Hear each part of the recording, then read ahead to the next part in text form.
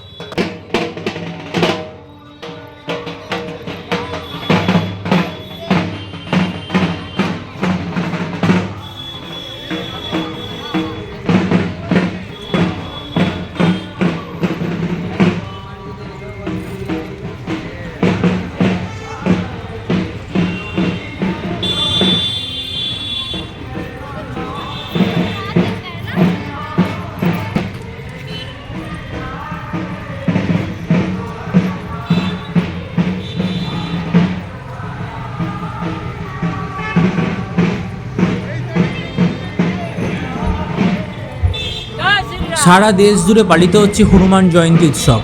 দুর্গাপুরে বিধাননগর সমাজ কল্যাণ ডাকে বোম সেবা সমিতির উদ্যোগে আয়োজন করা হয়েছে হনুমান জয়ন্তী পালনের। উদ্যোক্তারা জানান 12তম বর্ষে পদার্পণ করল তাদের এই পুজো। মঙ্গলবার সকালে কলস যাত্রার মাধ্যমে পুজো শুরু হয়। দিনভর চলবে পূজা অর্চনা বলে জানান তারা। এছাড়াও বুধবার প্রায় 7,000 মানুষের নরনারায়ণ সেবার আয়োজন করা হয়েছে। এর পাশাপাশি ইএসআই হাসপাতাল ও বিধাননগর দুর্গাপুর মহকুমা হাসপাতালে রোগীদের ফল বিতরণ অনুষ্ঠান করা হবে বলে জানান উদ্যোক্তারা।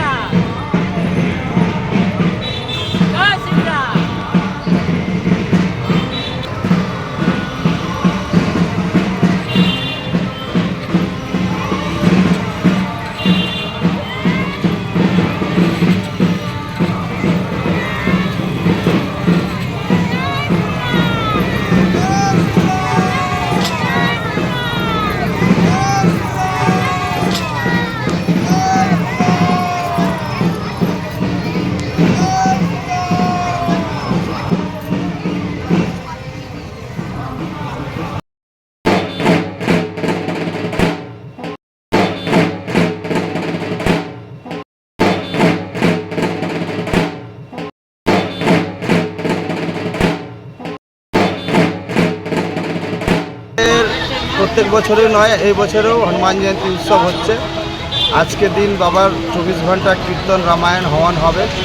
কালকে আমাদের নরনারায়ণ সেবা বিতরণ হবে। প্রত্যেক বছরই নয়, এই বছরই আমরা 7-8 হাজার লোকের রান্নার ব্যবস্থা রেখেছি। প্লাস ইএসআই পেশেন্ট পার্টিকে ফল দিব কাল সকাল 11টার সময়। কালকে আবার 12:30টার সময় বিধাননগর হসপিটালেও পেশেন্টদেরকে ফল দেওয়া হবে। প্লাস আমাদের আজকে ভজন কীর্তন করা হয়েছে। আজকে সকালে কি করলেন? আজ সকাল 8:30টার সময় আমরা মন্দির থেকে কলস যাত্রা করলাম। 121 জন গেছিল, জল যাত্রা কলস করলো। আমাদের ক্যাম্প থেকে নিয়ে এলাম আমরা বিধাননগর। এই কলস যাত্রার মাধ্যমেই হনুমান জয়ন্তী শুরু হয়ে গেল। এই কলস যাত্রা দিয়ে হনুমানজির আজকে পুজো স্টার্ট হলো। এনার পুজো 24 ঘন্টা আজকে আছে, কালকে নরনারায়ণ সেবা হবে। আপনার নাম? আমার নাম হচ্ছে বিশম্বর রাম।